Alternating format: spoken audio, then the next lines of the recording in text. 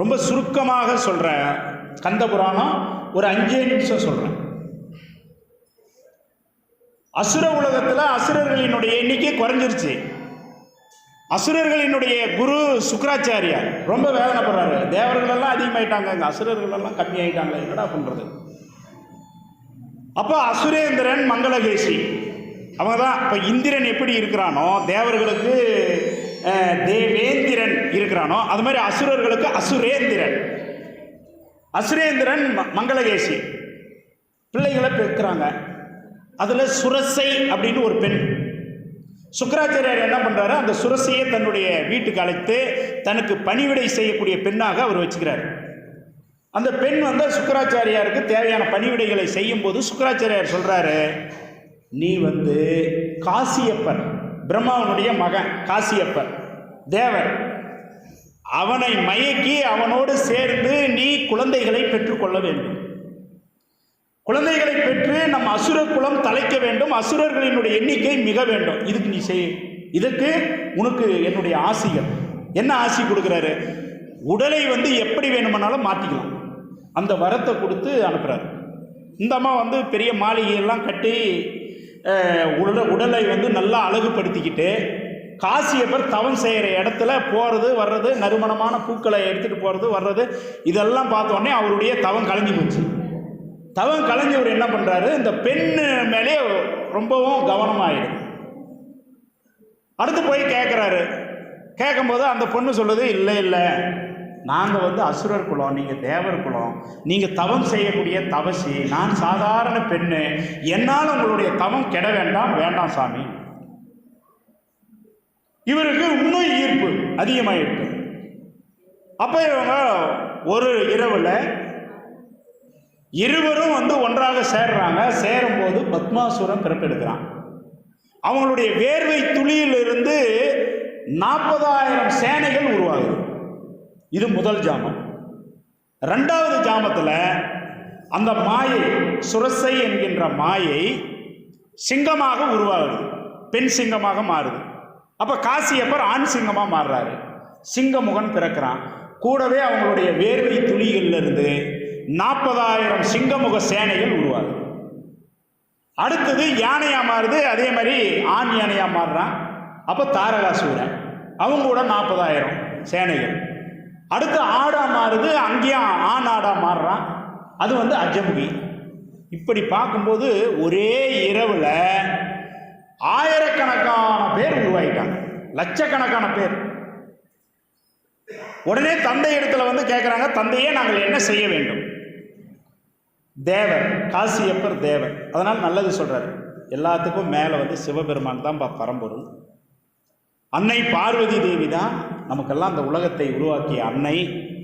அவர்கள்கிட்ட நன்றி மறக்கக்கூடாது, அவர்களிடத்திலே வந்து பக்தியோடு இருக்கணும். தேவர்களை எல்லாமே வந்து அனுசரித்து போக வேண்டும். அவர்களை தேவர்களை வந்து கடவுளாக நினைத்து பணிய வேண்டும். பெரியவர்களை மதிக்கணும், உண்மையை பேசணும், யாருக்கும் துன்பம் விளைவிக்கக்கூடாதுன்னு உபதேசம் பண்ணுறாரு. நல்லது தந்தையை அப்படியே செய்கிறோம். இப்போ அம்மா கிட்ட போனாங்க. அம்மா சொன்னாங்க, அப்பா தாயினுடைய சொல்ல கேட்கணும்பா, நம்மளது அசுர குலம், அதனால் அசுரர்கள் என்ன பண்ணா, தேவர்களை நிம்மதியாக வாழ விடக்கூடாது, தேவர்களுக்கு நாம் எதிரி. அம்மா அப்பா அப்படி சொன்னாரேம்மா, தாய் சொல்கிறது தான்பா கேட்கணும். அசுர குலம் தலைக்க வேண்டும், அதனால் சிவபெருமானை நோக்கி பெருந்தவம் இருந்து எல்லா வரங்களையும் நீ பெற வேண்டும், சாகாவரத்தை பெற வேண்டும், இந்த நாட்டை ஆளக்கூடிய வரத்தை நீ பெற வேண்டும். அப்போ யாகத்தை நடத்துங்கள், அந்த தவத்திற்குரிய ஏற்பாடுகளை செய்யுங்கள், அதற்கான பொருள்களை நான் தருகிறேன் அப்படி மாயா அம்மா சொல்லவும் 1008 குண்டங்கள், யாக குண்டம் 1008ங்க. ஒவ்வொரு குண்டம் 24 மைல் தூரம், ஒவ்வொரு குண்டம் 1008 குண்டம்.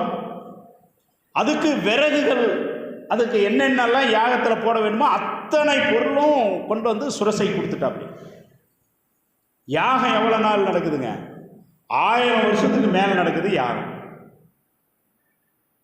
கடுமையான யாகம் 1000 ஆண்டுகளுக்கு மேலே நடக்குது. சிவபெருமான் காட்சி கொடுக்கல. பிரம்மா வராரு. இவங்க இவ்வளோ தவம் செய்கிறாங்களே, ஏதாவது வரத்தை கொடுப்போன்னு வராங்க. வந்த உடனே இவன் பத்மாசுரன் சொல்கிறான், உங்களை நான் கூப்பிடலையே. இல்லைப்பா, இருந்தாலும் உங்கள் யாகத்தை பார்த்து நான் வந்தேன், உங்களுக்கு என்ன வர வேணும்? சாகா வரத்தை கொடுக்க முடியுமா? முடியாதுப்பா, கிளம்பலாம்.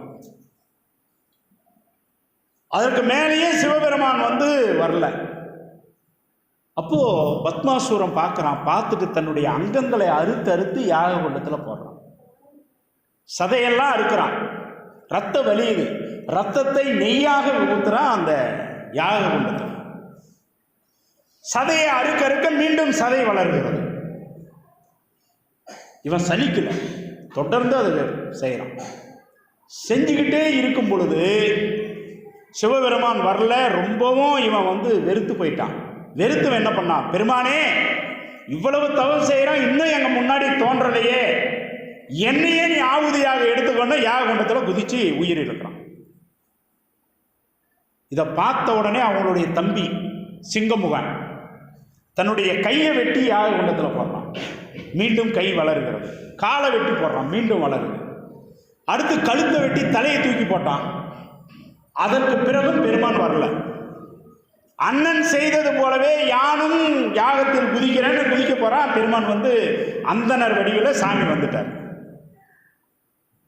வந்துட்டு பத்மாசுரனையும் சிங்கமுகனை எல்லாத்தையும் உயிர் பெழுத்த செய்கிறார். செஞ்சு, என் மேலே இவ்வளவு அன்பு கொண்டு தவம் இருந்தீர்களேப்பா, உங்களுக்கு என்ன வர வேணும்? சாமி, இந்த 14 லோகங்களையும் நாங்கள் ஆட்சி ஆள வேண்டும், தரேன். இது மட்டுமல்ல, உங்களுக்கு இன்னும் தரம் வரோம். 14 லோகங்களையும் நீங்கள் ஆட்சி செய்வீர்கள்.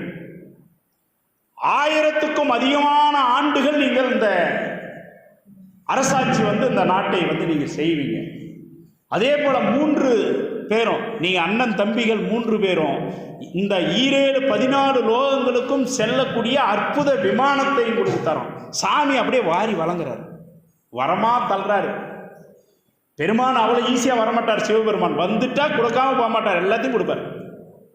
வேண்டத்தக்கது அறிவோய் நீ, வேண்ட முழுவதும் தருவோய் நீ, வேண்டும் அயன்மார்க்கு அறியோய் நீ, வேண்டி என்னை படிகொண்டாய், யாது நீ அருள் செய்தாய், யானும் அதுவே வேண்டி நல்லால், வேண்டும் பரிசு ஒன்று உண்டு எண்ணில் அதுவும் உந்தன் விருப்பன்று. மாணிக்கவாசகர். சாமி கிட்ட எதையும் போய் நம்ம வேண்ட தேவையில்லை. வேண்டனா எல்லாத்தையும் கொடுப்பாரு, வேண்டலன்னா அவரையே கொடுப்பாரு. அதுதான் வேண்டத்தக்கது அறிவோய் நீ. நாங்க என்ன வேண்டணுன்றது உங்களுக்கு தெரியும். மாணிக்கவாசகர் அப்படி சொல்றாரு. அப்ப எல்லா வரத்தையும் கொடுத்தாரு. கடைசியா இவங்க கேட்டாங்க, சாகா வரத்தை கொடுக்க வேண்டும். மும்மூர்த்திகள் யாராலும் எங்களுக்கு அழிவு வரக்கூடாது, சரி.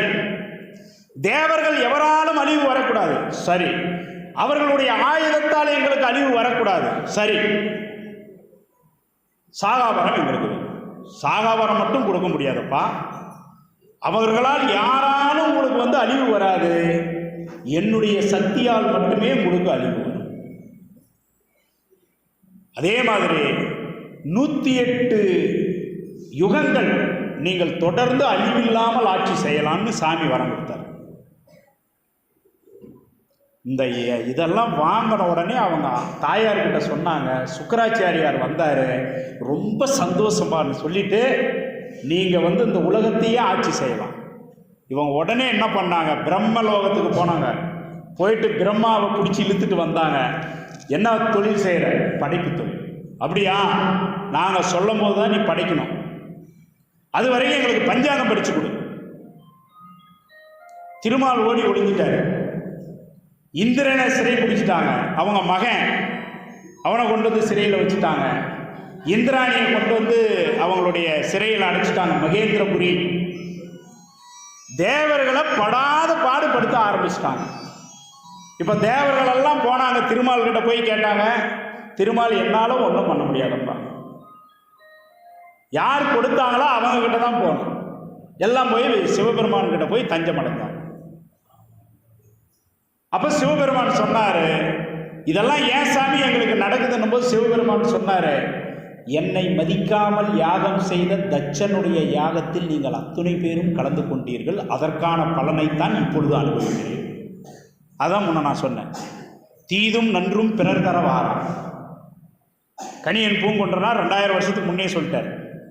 அதுக்கு முன்னே அவர் சொல்லிட்டார், பெருமான் சொல்லிட்டார், நம்மளுடைய பாவ புண்ணிய வினைகளுக்கு ஏற்ற அந்த வினைகளை எல்லாம் நாம் அனுபவித்தே தீர வேண்டும். அது நம்ம அக்கௌண்ட்ல இருக்கும். அந்த மாதிரி சிவபெருமானை மதிக்காமல், அவரை அழைக்காமல், அவருக்கு ஆவுதி கொடுக்காமல் நடத்தப்பட்ட தச்சனுடைய யாகத்தில் தேவர்கள் அத்துணை பேரும் போய் கலந்துக்கிட்டனால தான் அந்த இன்னல் பாங்குல. சாமி, ஏதோ தெரியாமல் நாங்கள் பண்ணிட்டோம், மன்னிக்க கூடாதா? எங்களுக்கு உங்களை விட்டால் யார் இருக்கிறாங்க? கதறி அழுதார்.